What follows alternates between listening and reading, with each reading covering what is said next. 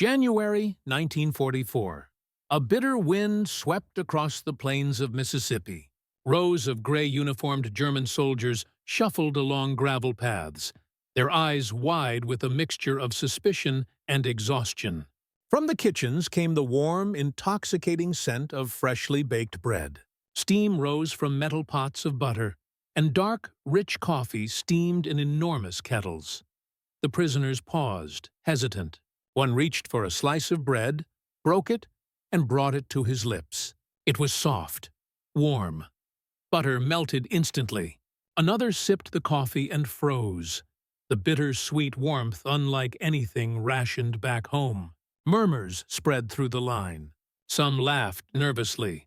Others stared, unable to comprehend the simple abundance before them. Outside, the Mississippi sun glinted off the camp fences. Guards watched silently, noting every reaction. Here, the war had not ended, but the front lines felt impossibly far away. The enemy they had fought so fiercely against now offered them sustenance, comfort, and safety. For these men, bread, butter, and coffee were more than food. They were a bewildering glimpse of another world. The question lingered in the air. How could this be real? By 1942, the world was engulfed in conflict on a scale previously unimaginable. The Axis powers had carved vast territories across Europe and North Africa, while the United States, still reeling from the attack on Pearl Harbor, mobilized to enter the global war. American soldiers were deployed across multiple theaters, from the deserts of North Africa to the beaches of Normandy, confronting a determined and disciplined German military. In North Africa, the campaigns of 1942 and 1943, most notably the battles at El Alamein, Kasserine Pass, and Tunisia, led to significant numbers of German soldiers surrendering to Allied forces. These men, trained for European winters and desert warfare alike, suddenly found themselves in the hands of an enemy whose logistical capacities and approach to warfare were starkly different from what they had experienced. Thousands of prisoners captured in Tunisia, Libya, and Algeria were transported across the Atlantic in convoys designed to minimize the risk of U-boat attacks. Ships, heavily escorted, carried the men under strict security, yet with conditions that, by European wartime standards, were far less harsh than they might have feared. The United States, bound by the Geneva Convention of 1929, faced the legal and moral responsibility of treating prisoners humanely. Camps were constructed inland, often in remote locations in the American South and Midwest.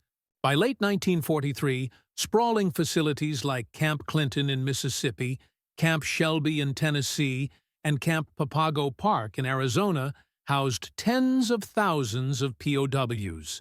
The choice of location was strategic, isolated enough to prevent escape, yet close enough to supply lines to ensure food, medical care, and oversight. These camps were not improvised internment zones. Each was a self-contained community, complete with barracks, mess halls, kitchens, infirmaries, and recreation areas. Guards, often young American soldiers freshly trained for wartime duty, enforced security while adhering to strict protocols designed to comply with international law. Unlike the trenches of Europe, the prisoners' daily existence was regulated, predictable, and remarkably safe. For men who had endured the chaos of North African combat, the contrast could not have been starker. Food played a central role in this environment. American rations, already abundant by the standards of wartime Europe, were provided in generous quantities. Daily meals included bread baked in on-site ovens, butter, coffee, meats, vegetables, and desserts. Water was plentiful, and medical care was immediate and comprehensive. German soldiers, trained in the austere discipline of the Wehrmacht, found themselves confronted by an abundance that bordered on bewildering. Letters from the camps, intercepted and later preserved in archives, record a recurring refrain. The men could scarcely believe the quantity and quality of what was offered to them. Bread, butter, and coffee, simple commodities, became symbols of this strange alien generosity. The decision to uphold high standards of treatment was not merely humanitarian. American officials recognized the strategic value of compliant and contented prisoners. By ensuring their needs were met, the likelihood of unrest, escape attempts, or subversive behavior decreased. Moreover, treating POWs well projected moral authority on the global stage, contrasting sharply with German reports of Allied mistreatment and Nazi propaganda exaggerating Allied brutality. Yet, not all German soldiers approached this environment with acceptance. Suspicion, ingrained by years of ideological indoctrination and the brutality of war, initially tempered gratitude. Many expected hidden traps, interrogations disguised as hospitality, or sudden punishment. Their training, focused on survival, obedience, and combat, had never prepared them for a war in which the enemy fed and sheltered its captives. Observers noted that it took days, sometimes weeks, for the prisoners to adjust, for disbelief to give way to cautious routine. By early 1944, the United States had developed a fully functional POW infrastructure that balanced security, humanitarian obligations, and logistical efficiency. Ships continued to arrive with German captives from North Africa, while new camps were prepared for the inevitable increase in prisoners following operations in Italy and later the Normandy invasion. For these men, the reality of abundance, bread, butter, coffee, would soon challenge not only their expectations, but the psychological frameworks built by years of relentless conflict. The contrast between the front lines and the camps was striking. Where Europe offered rationing, deprivation, and constant threat, the U.S. camps promised regular meals, sanitation, and safety. The prisoners' astonishment was not mere comfort. It was a confrontation with a reality that seemed almost impossible to reconcile with the war they had known. And yet, this calm, regulated life inside the fences was only the beginning. The story of how these men adapted, resisted, and ultimately reflected on their captivity would unfold over the months to come, shaping both individual destinies and broader historical understanding. Inside the barbed wire perimeters of American POW camps, life was ordered with meticulous precision. Barracks were constructed of wood or prefabricated materials, housing dozens of men in rows of bunks. Each prisoner received a mattress, blanket, and basic furnishings, luxuries unimaginable to soldiers accustomed to the mud, lice, and freezing nights of the European front. Stoves and heaters ensured warmth during harsh winters, and camp medical facilities offered care that often exceeded what the same men could find back home in wartime Germany. Mess halls were the true epicenters of camp life. Here, thousands of men queued daily, trays in hand, to receive steaming portions of bread, butter, meats, vegetables, and desserts. Coffee, poured from large kettles, steamed in the cold air, filling the barracks and yards with its rich aroma. Many POWs later described the initial experience as surreal, a sensory contradiction to years of scarcity. Bread, a commodity rationed in Germany, was abundant. Butter, scarcely available in wartime Europe, was served without hesitation. Hot, strong coffee flowed freely. Some prisoners reportedly drank multiple cups simply to process the strangeness of it all. Daily routines were structured to prevent idleness and maintain order.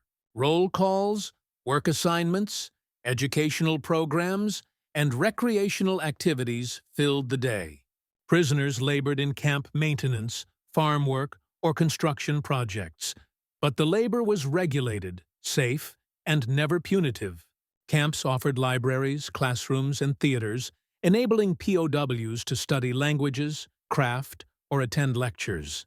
This level of engagement, culturally enriching yet voluntary, was foreign to men trained for strict military hierarchy and brutal survival. American officials were careful to enforce Geneva Convention standards consistently. The convention dictated not only adequate food, housing, and medical care, but also protection from violence, intimidation, or forced labor beyond capacity. Reports from the War Department emphasized that compliance with international law was as much a strategic measure as a moral one. In comparison, German and Japanese treatment of POWs often violated these norms. Accounts from liberated Allied prisoners in Europe tell of starvation, forced marches, and summary executions. For German soldiers in U.S. camps, the realization that the enemy could adhere to humane principles both unsettled and intrigued them. Food, above all, became a daily point of fascination. Bread, butter, and coffee were not merely nourishment. They symbolized a world outside the war's violence. Men who had survived months on meager rations, subsisting on hard bread, salted meat, and powdered coffee substitutes, found themselves confronted with abundance that bordered on indulgence. Some POWs wrote letters to families, describing the meals in astonished detail. Others shared secret recipes or compared them to what they had grown up eating in Bavaria, Prussia, or Saxony. The simple act of eating became a psychological anchor, offering comfort, routine, and a strange sense of dignity. The psychological impact was profound. Historian Arnold Kramer, in his detailed study of German POWs in the U.S., notes that initial disbelief often gave way to gradual adaptation. Prisoners learned to navigate the rules of the camp, participate in recreational programs, and accept labor assignments without resentment. Small acts, sharing coffee, receiving extra bread, or attending a camp theater performance, built a fragile sense of trust between captor and captive. For many, it was the first time in years that fear did not govern their every action. Yet, tension remained. Cultural misunderstandings occasionally flared. Guards had to enforce rules while managing soldiers trained in obedience, aggression, and strict military hierarchy. German officers sometimes clashed with enlisted men over adherence to camp routines, and ideological indoctrination led some to resist or mock the camp system. American administrators had to balance security, order, and humane treatment, a delicate task with potentially explosive consequences. Compared to Europe, the camp's efficiency and provision of needs were revolutionary. While German POWs elsewhere faced overcrowding, malnutrition, and violence, the U.S. system emphasized planning, logistics, and foresight. Food supplies were plentiful because the United States had industrial and agricultural capacity unmatched by war-torn Europe. This abundance, coupled with safe housing, health care, and regulated work, created an environment almost unimaginable to men who had spent years fighting in scarcity. By 1944, the contrast between battlefield deprivation and camp abundance was stark. Bread, butter, and coffee became daily symbols of survival and astonishment. For German POWs, these simple commodities prompted reflection on the war, on the enemy, and on their own expectations of human behavior. The stage was set for personal adaptation, small rebellions, cultural exchanges, and moments of profound psychological transformation. The seemingly mundane act of eating a meal in these camps would shape perceptions, influence morale, and prepare the prisoners for the complex dynamics of life in captivity. This foundation of abundance, regulation, and unexpected humanity naturally leads into the angles of the story. The human, tactical, technological, leadership, and moral perspectives that shaped this extraordinary experience. For German POWs, the first taste of American abundance was disorienting. Men who had marched across the deserts of North Africa or endured the bitter winters on the Eastern Front were suddenly confronted with warmth, comfort, and regular meals. Bread, butter, and coffee, mundane items in the United States, became symbols of disbelief. Prisoners described the first mornings in camp as surreal, as if they had entered another world entirely. Conversations in the mess halls were punctuated by laughter, astonished murmurs, and incredulous glances. Some soldiers joked nervously, fearing there must be a hidden agenda, while others simply sat in silence, savoring the warmth of butter melting over bread. Beyond sustenance, these meals provided psychological relief, a sense of normalcy, and a rare opportunity to regain personal dignity amidst the chaos of war. From a military standpoint, providing generous provisions and humane treatment was a deliberate strategy. The U.S. War Department recognized that well-fed, content prisoners were far less likely to attempt escape, sabotage, or insubordination. By adhering to Geneva Convention standards, American authorities minimized internal disturbances while maintaining control over thousands of captives. Camps were designed with dual priorities: security and comfort. The sprawling layouts allowed for surveillance and containment, while kitchens, barracks, and recreational facilities ensured prisoners' basic needs were met. Even routine meals became tactical tools, subtly reinforcing compliance and reducing unrest. Bread, butter, and coffee were more than food. They were instruments of discipline wrapped in generosity. The officers of both sides played critical roles in shaping daily life. American camp commanders were tasked with balancing the logistical demands of thousands of prisoners while ensuring legal compliance. Decisions about meal schedules, labor assignments, and educational programs were calculated to maintain order without provoking resentment. German officers, meanwhile, faced the challenge of managing their men within an unfamiliar environment. They had to enforce discipline without resorting to violence, reconcile ideological indoctrination with the unexpected kindness of captors, and interpret American routines in ways that preserved cohesion among their ranks. Leadership on both sides became a quiet negotiation, a battle of influence and trust rather than bullets. Food was the axis around which camp life revolved. Mess halls became arenas where cultural shock, curiosity, and camaraderie intersected. Bread, butter, and coffee were consistently highlighted in POW memoirs as defining features of the U.S. experience. The abundance of meals fostered morale, offering prisoners both comfort and an unexpected sense of security. Coffee, hot and strong, provided both physical stimulation and psychological reassurance. Butter, creamy and plentiful, reminded men of home. Even the act of queuing, serving, and sharing food created a rhythm to life, an anchor in the otherwise disorienting experience of captivity. For many, these simple items carried symbolic weight, proof that the enemy could display humanity, and that survival was possible without constant fear. German soldiers' perception of their captors shifted over time. Initially skeptical, many assumed scarcity, interrogation, or coercion would follow apparent kindness. Yet, as weeks passed, they observed consistency in American behavior. Meals were never withheld, work assignments remained regulated, and punishments were proportionate. Letters sent home reflected astonishment, sometimes disbelief, at the reality of life in U.S. camps. Reports circulated of men comparing their circumstances to the horrors of POW camps under German or Japanese control, noting the stark contrast in both treatment and sustenance.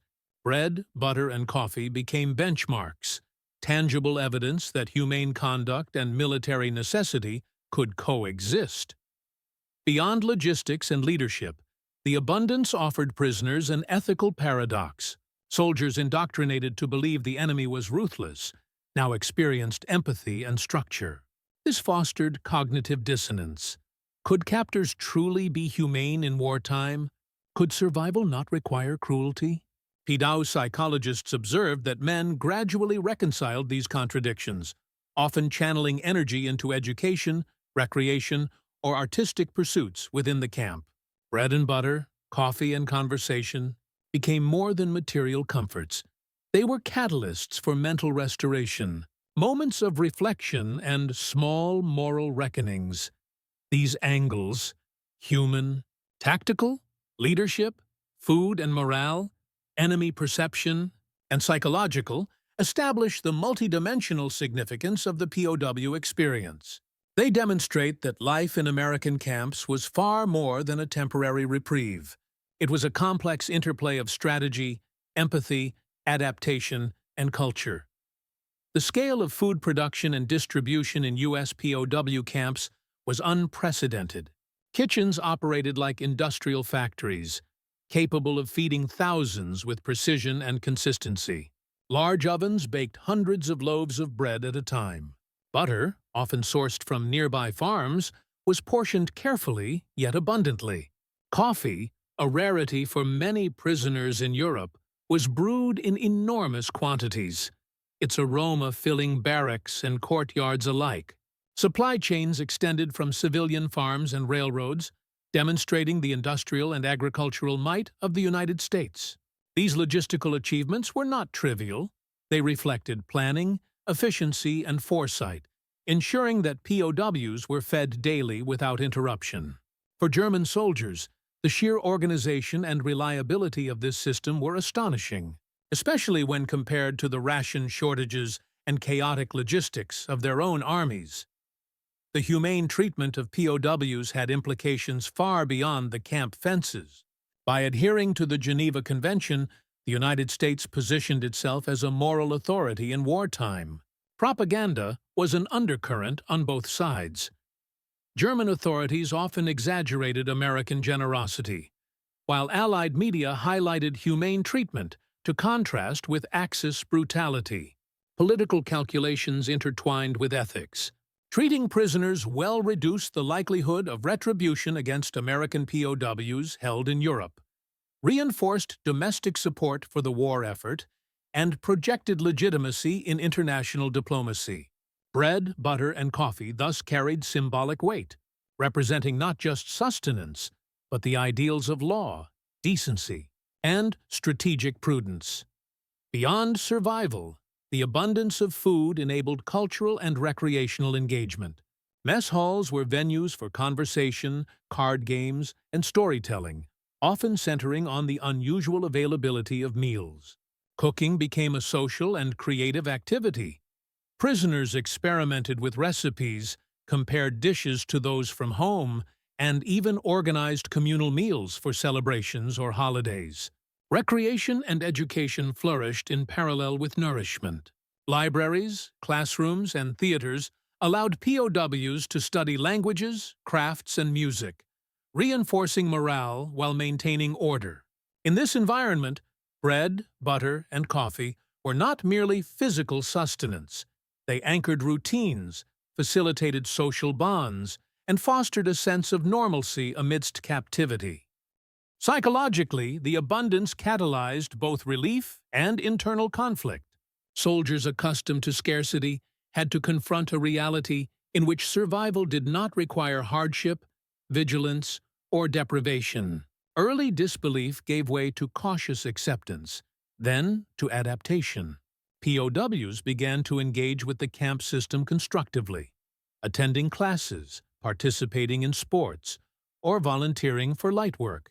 Even small privileges, extra butter on bread, a second cup of coffee, or access to newspapers, were psychologically reinforcing, teaching the men that compliance and cooperation could coexist with dignity. Bread and coffee, simple as they were, became instruments of mental rehabilitation, subtly reshaping behavior and outlook. Letters sent home from U.S. camps offer insight into how prisoners processed these experiences. Many described daily meals with incredulity, emphasizing bread, butter, and coffee as almost unbelievable commodities. These communications circulated among families, influencing perceptions of the enemy and of America itself. German propaganda occasionally leveraged these letters to depict American indulgence as a weakness or decadence, yet they also inadvertently acknowledged the success of U.S. camp policies. The prisoners' own observations became a medium through which morality, abundance, and cultural norms were transmitted across borders, highlighting the symbolic power of everyday sustenance. The abundance also highlighted moral contradictions. Soldiers trained to despise the Allies now experienced generosity and care. Some POWs struggled to reconcile loyalty to the Reich with gratitude for kindness. Bread and butter, coffee and chocolate became daily reminders that war could involve decency, even between enemies. These small acts of care challenged ideological certainties, creating cognitive dissonance that led to reflection, adaptation, and sometimes subtle personal transformation. Through these angles, it becomes clear that the U.S. POW experience was far more than a matter of survival. It was a complex interplay of logistics, psychology, culture, ethics, and strategy. Bread, butter, and coffee were not just meals. They were symbols of human ingenuity, compassion, and the strange dissonance of wartime morality. Spring 1944. The first shipments of German POWs from the European theater had arrived at Camp Clinton, Mississippi. Exhausted from transport, seasickness, and months of uncertainty, the men stepped onto solid ground beneath a bright southern sun. Guards directed them to the mess halls, where a scent of warm bread and freshly churned butter hung in the air. For many, it was a sensory shock. Lieutenant Hans Müller, a former Afrika Korps officer, recalled the moment in his memoir. "I had crossed deserts, fought under relentless sun and sand, yet never had I seen bread like this. And butter, so soft, so rich. We were staring at it, unsure if it was real." His reaction mirrored that of hundreds of others who, despite training and battlefield experience, could not reconcile the abundance before them with the cruelty they had expected. The first meals became pivotal experiences. Soldiers, hesitant at first, slowly began to accept the provisions. Some took small bites, savoring the warmth and texture. Others poured cups of coffee and held them close, letting the aroma and heat permeate their senses. The repetitive nature of these meals, day after day of safety, predictability, and abundance, forced a psychological recalibration. Hunger, fatigue, and fear no longer dictated actions. Instead, routine, nourishment, and comfort began to define life. Camp administrators observed subtle shifts. Early skepticism faded. Resistance to labor assignments or recreational programs decreased. Prisoners who had arrived tense and suspicious now walked the camp with measured confidence, conversing, laughing, and even organizing voluntary activities. Bread, butter, and coffee were catalysts for this transformation. Small, yet constant reminders that the rules of survival had changed. Not all adjustments were smooth. Officers struggled with the balance between enforcing discipline and accommodating new behaviors. Soldiers trained in obedience to strict hierarchies sometimes resisted American routines, questioning the necessity of camp drills or communal tasks. Yet over weeks, the structure of camp life, anchored by reliable meals and humane treatment, gradually aligned prisoners' behavior with expectations. Trust, or at least acceptance, emerged. The emotional impact was profound. Some men experienced guilt for enjoying comforts, while comrades fought and died abroad. Others found relief, a reprieve from fear, and an unexpected opportunity for reflection. Bread, butter, and coffee became more than sustenance. They were symbols of survival, moral ambiguity, and the strange intersection of war and humanity. Beyond the mess hall, the camp itself provided microcosms of transformation. Recreational areas, libraries, and classrooms flourished as prisoners sought intellectual stimulation and distraction. Football games, theatrical performances, and lectures became regular fixtures. These activities, while seemingly mundane, were intimately connected to the core experience. Abundance allowed leisure. Leisure enabled reflection, and reflection reshaped the prisoner's perception of captivity. Letters sent home documented this turning point vividly. Some German families initially suspected exaggeration or propaganda in the descriptions of meals and safety. Yet repeated accounts confirmed a reality that defied wartime assumptions. Bread, butter, and coffee were tangible proof that survival and comfort could coexist under the watchful eyes of an enemy. These communications also served as subtle lessons in human behavior, illustrating that compassion and strategic necessity were not mutually exclusive. The turning point of the U.S. POW experience lay not in a single dramatic event, but in the accumulation of these daily realities. Each meal, each warm loaf of bread, each cup of coffee reinforced a new psychological framework. Soldiers who had endured years of deprivation now confronted a paradox: abundance in captivity, safety in enemy hands. Their disbelief slowly gave way to adaptation, laying the foundation for cooperation, cultural exchange, and eventual reflection on the broader meaning of their captivity. By mid-1944, this transformation was unmistakable. Camp routines were followed without resistance. Educational programs flourished. Work assignments were completed efficiently. Mess halls, once places of hesitation and disbelief, became hubs of camaraderie and conversation. Bread, butter, and coffee, simple elements of daily life, had triggered a profound turning point in the prisoner's mental and emotional journey. The stage was now set for the next phase: deeper adaptation, subtle tensions, and the long-term implications of captivity.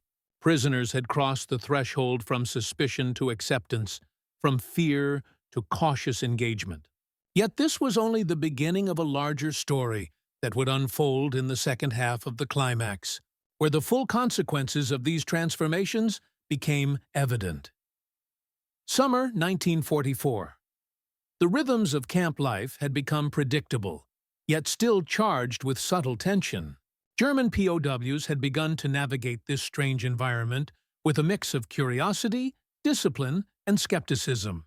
Bread, butter, and coffee had shifted from novelty to expectation, and daily meals were now pivotal anchors in an otherwise surreal existence. In the mess hall, officers observed the transformation with both pride and caution. Soldiers who had arrived sullen and mistrustful now queued in orderly lines, conversed freely, and even assisted in serving food or maintaining cleanliness. Recreational programs, soccer games, theatrical productions, and language classes were well attended, further reinforcing the prisoners' adaptation. These activities, seemingly minor, signaled the prisoners' acceptance of the camp's social and structural order. The initial disbelief that greeted abundance had evolved into a cautious embrace of routine. Letters sent home reveal another dimension of this turning point. Prisoners marveled at the quality of the food and the absence of fear. "Bread, butter, and coffee as if we were guests, not captives," wrote one officer. Families in Germany were astonished, struggling to reconcile these accounts with the relentless propaganda that depicted the Allies as merciless. The simple act of eating, once a mundane necessity, had become a conduit for cultural exchange and an indirect lesson in human behavior. The psychological impact deepened as POWs confronted the ethical implications of their new reality. Soldiers trained to despise the enemy now witnessed compassion, efficiency, and consistency. Some felt guilt for enjoying comfort while their comrades continued to fight or die abroad. Others experienced profound relief, a rare reprieve from fear and deprivation. Bread, butter, and coffee were more than food. They were catalysts for introspection, subtle moral reckoning, and the redefinition of survival in wartime. Small tensions persisted, however. Cultural misunderstandings occasionally flared. German officers grappled with enforcing discipline while respecting American routines. Some enlisted men resisted tasks they deemed trivial, testing the boundaries of authority. Yet, every challenge was mitigated by the overarching structure of abundance and order. Regular meals and predictable schedules created stability, diffusing potential conflict before it escalated. By late 1944, the full scope of adaptation became evident. Prisoners were not only surviving, they were thriving in measured ways. Educational programs flourished, work assignments were executed efficiently, and recreational activities built morale. Bread, butter, and coffee symbolized the bridge between the harshness of war and the strange civility of captivity. For the first time, the prisoners experienced a sense of agency, however limited, within the confines of their imprisonment. The camps also became arenas for subtle cultural exchange.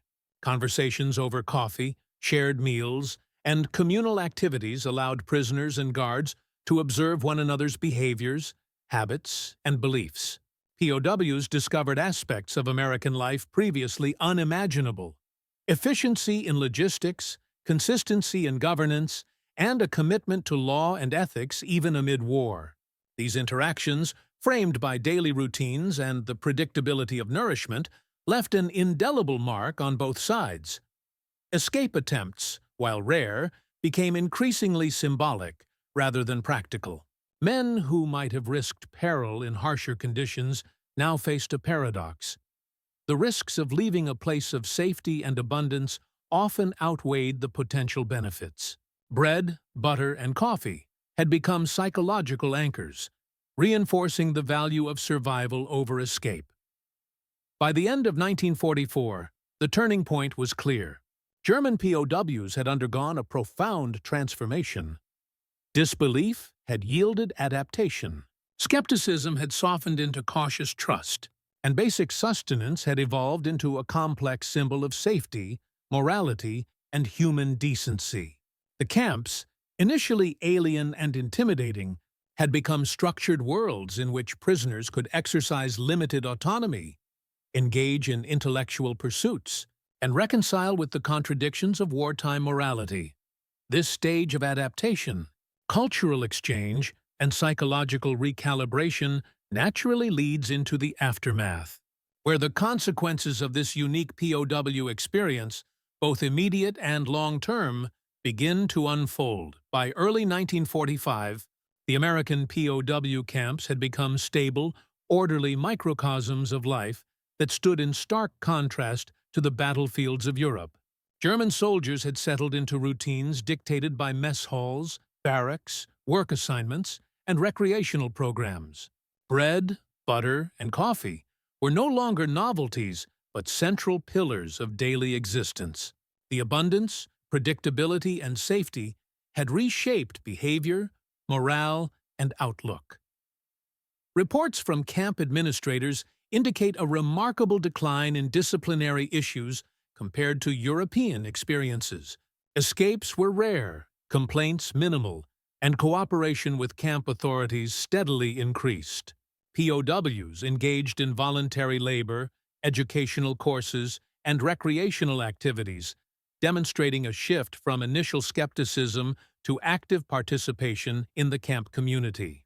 The simple acts of sharing a meal, attending a lecture, or participating in a soccer game became markers of adaptation and psychological recovery.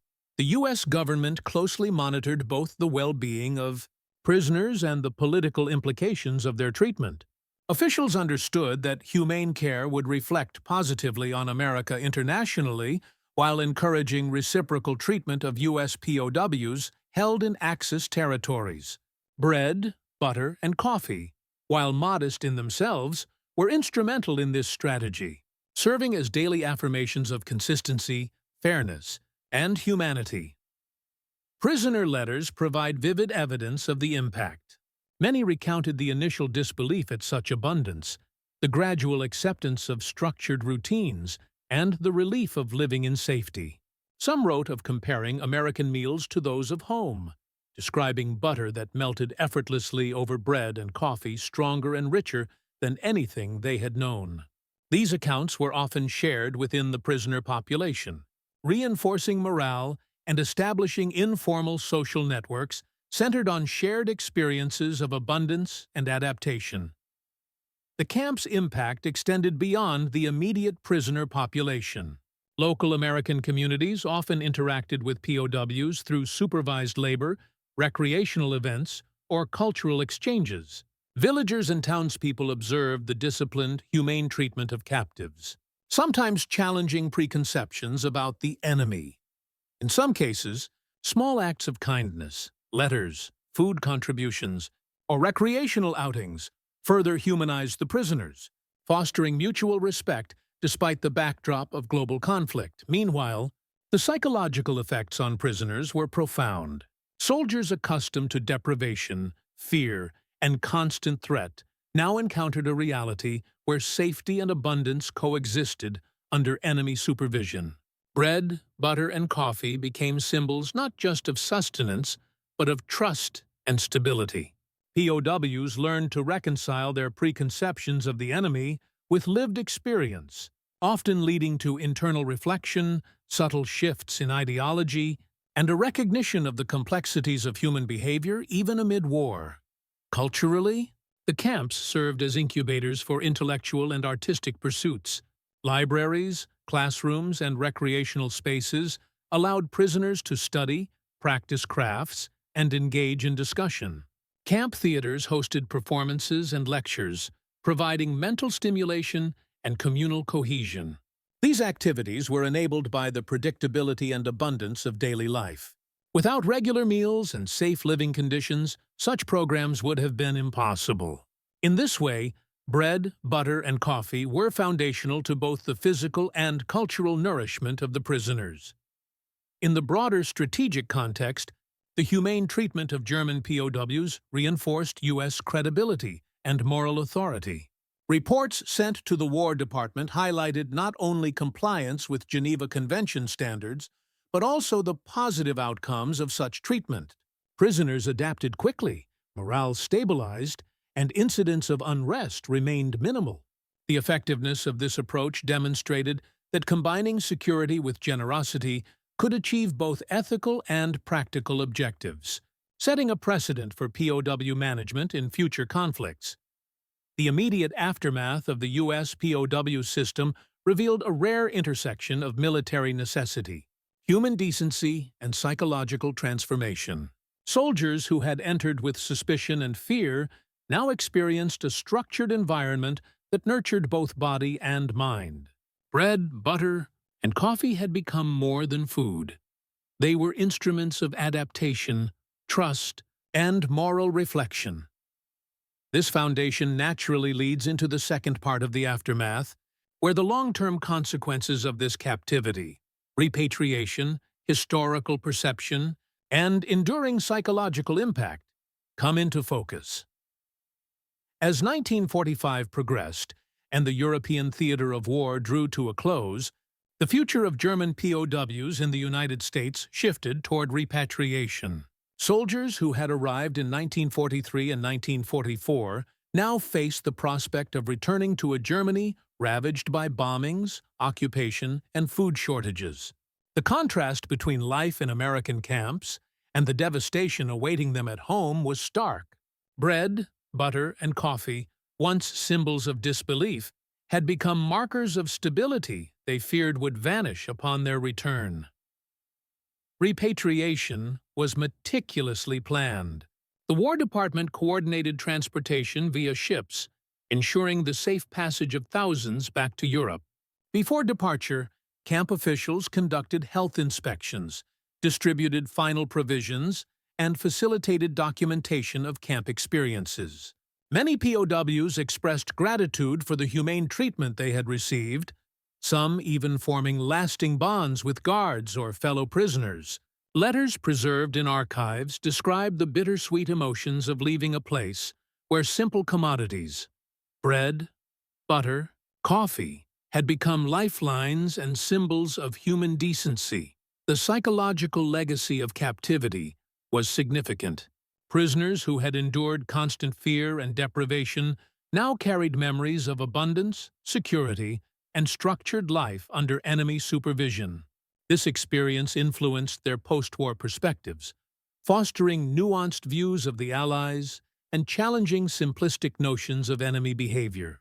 Historians note that many former POWs credited their time in U.S. camps with helping them survive both physically and mentally, providing resilience that would endure amid the hardships of post-war reconstruction. Public perception in the United States also reflected the success of the POW system. Reports of humane treatment, abundant provisions, and prisoner adaptation were circulated in newspapers, official communications, and propaganda outlets. The contrast with Axis mistreatment of Allied POWs highlighted American moral authority and logistical prowess. Bread, butter, and coffee became symbols of a larger narrative. that humane conduct and strategic necessity could coexist effectively even during global conflict. Academics and historians later examined these camps as models of ethical and practical wartime administration. Arnold Kramer, in his seminal work, Nazi Prisoners of War in America, emphasized the dual function of the camps, ensuring security while providing humane treatment that promoted compliance, adaptation, and morale. Bread, butter, and coffee were central to this model, not merely as sustenance, but as instruments of psychological and social stability. They illustrate how small, everyday acts can carry profound strategic and moral weight. The post-war lives of former POWs reflect enduring impacts. Many returned to Germany physically healthy and psychologically resilient, in contrast to compatriots who had survived years of combat and deprivation in Europe. Some pursued careers in agriculture, industry, or education, drawing upon the structured routines and skills acquired in camp work programs. Others carried stories of disbelief and wonder, recounting how simple commodities, bread, butter, coffee, became symbols of humanity in a world dominated by conflict.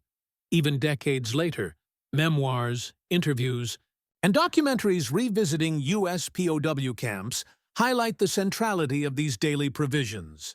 Scholars, journalists, and descendants of former prisoners recount the astonishment, adaptation, and reflection inspired by the camp's routines. Bread, butter, and coffee emerge repeatedly, not as trivia, but as defining elements of a historical experience that reshaped perceptions, fostered resilience, and bridged cultural divides in the midst of global warfare. The aftermath of the U.S. POW experience demonstrates that war's consequences extend far beyond the battlefield. Soldiers adapted to new realities, learned to trust and cooperate with the enemy, and carried these lessons into their post-war lives. Human decency, structured abundance, and consistent treatment left lasting impressions, illustrating the complex interplay of logistics, psychology, and morality. This reflection on outcomes, adaptation, and human resilience naturally transitions into the reflection, centre tous, closure, where the story of German POWs in U.S. camps is grounded in broader historical, technological, and philosophical perspective. The story of German POWs in U.S. camps is a testament to the unexpected intersections of war, humanity, and morality. Bread, butter, and coffee, ordinary commodities in peacetime, became extraordinary symbols of survival, trust, and psychological restoration. For men who had endured hunger, fear, and relentless combat, these simple acts of provision offered more than nourishment. They offered a glimpse of decency in the midst of global chaos. The camps exemplify how logistical prowess, ethical conduct, and strategic foresight can coexist in wartime. By adhering to the Geneva Convention and ensuring abundance, the United States achieved multiple objectives simultaneously: reducing unrest, maintaining security, fostering adaptation, and projecting moral authority. Every loaf of bread, every pat of butter, every cup of coffee carried with it the weight of policy, planning, and empathy. These small, daily acts reshaped behavior, reinforced routine, and anchored the prisoner's psychological resilience. Beyond the immediate practicalities, the experience forced reflection on the broader nature of war. Soldiers indoctrinated to fear and despise the enemy confronted a reality in which captors provided care, safety, and respect. Ideology and expectation collided with lived experience, prompting nuanced understanding and moral recalibration. The human capacity for decency persisted even amid conflict, offering lessons in trust, adaptation, and the power of ordinary acts to transform extraordinary circumstances. Decades later, historians, descendants, and observers continue to revisit these camps as examples of the complex interplay between necessity and humanity. The astonishment of men facing abundant meals, bread, butter, and coffee, remains emblematic of how war can illuminate, rather than erase, the potential for compassion. In a world defined by destruction, these camps offered a paradoxical refuge, a space where survival and dignity coexisted, where nourishment was both physical and moral, and where the simplest of comforts became instruments of lasting historical significance. In the end, the experience of German POWs in the United States stands as a reminder that even in war, human decency can endure. It demonstrates that strategy and morality are not mutually exclusive, and that sometimes the quiet rituals of daily life, shared meals, warm bread, rich coffee, carry the weight of history itself.